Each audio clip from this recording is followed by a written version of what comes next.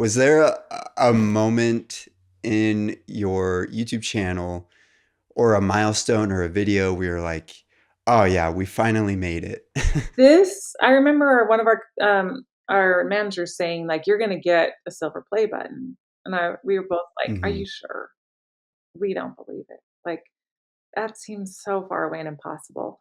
So when we actually got one, this was just like a big, psychological boost. Hmm. So that to me was like, we actually did it. And we filmed a video about it. We never posted it, but we were so excited to Oh get yeah. that. And I love that YouTube does that. It's like that Hmm. milestone you reach and you're like, wow. But for me, because I love money, it was when we started making enough that we could make we made a full-time living, and we started making more Yeah. money. And that was so exciting. And I think that was the most crazy thing. I never thought that would happen either. I really didn't believe that I could make the most I've ever made in my whole life on YouTube, and that was the me and her, so I was making, not the whole amount. Yeah. So she quit her job, and, I had done that a long time ago, and so that was really fun, and that's like, "Oh, wow. We're actually making good money. This is fun." Yeah. So do you know how long it was from when you started your channel to when you got that silver play button? Oh, I think it was 3 or 4 years.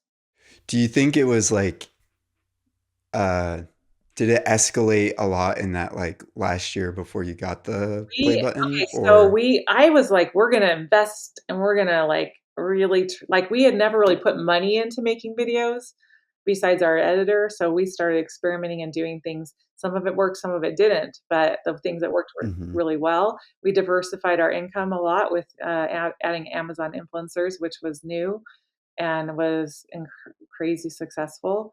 Um, yeah, so we were always looking for ways to expand and innovate. And we started putting, like we did this series and we paid cleaners to help us. And that was like a Mhm. new thing.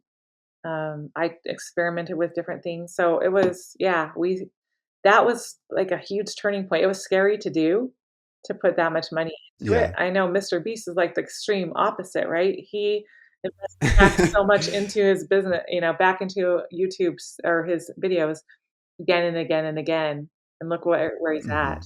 Mhm. We were very cautious about that. It took a while to do that, but that really was important in our, growth, is to actually buy products to review. Mhm.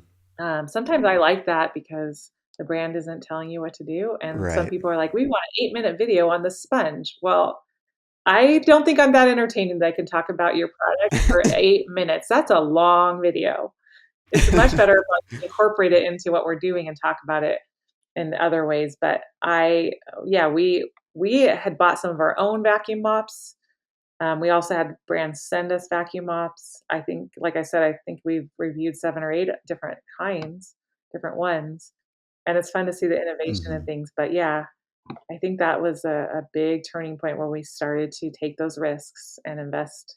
We invested at first to learn, then we started investing in the actual, making videos and doing things that costs that we invested more into. Yeah. I do think it's important to note that it is important to invest, but not everyone can be a Mr. Beast.